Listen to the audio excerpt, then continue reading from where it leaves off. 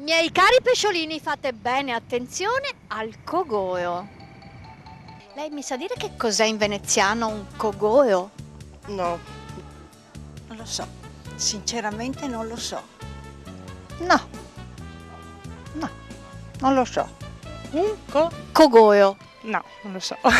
Non sono veneziana, sono straniera, non lo so. I don't speak Italian.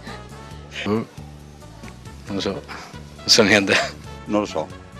Non so perché non abito qui. Cogoeo, a cosa ti fa pensare? A un uccello. Dico così solo perché in americano abbiamo la parola gargoyle, che sono le statue lì che sembrano proprio uccelli. Penso sia cogoio intanto, come accento. Una giostra che casca, una roba così, che sia che il cogo. Forse gli scogli dell'acqua, non lo so, oppure un gruppo di foglie sugli scarichi, ma non saprei dire. Cumulo, qualcosa così.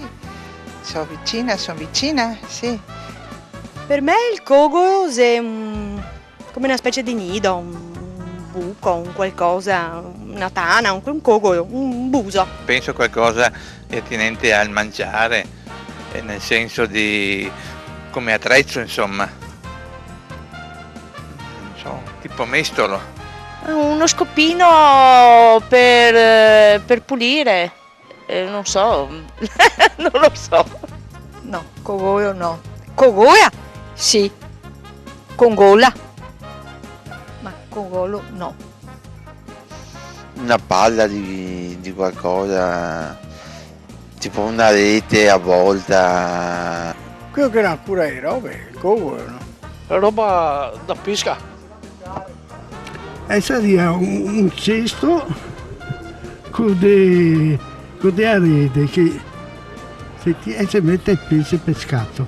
Un recipiente di corda che mettono sott'acqua e quando tirano su ci sono dei crostacei, eccetera. Dovrebbe essere una nassa, un qualcosa che riguarda la pesca, cioè uno strumento che utilizzavano i pescatori. Cogoeo è il finire di una rete da pesca messa nelle nostre paludi qui a Venezia. Cogoeo è fine della rete del pescatore che va a finire il pesce, lì è il cogollo.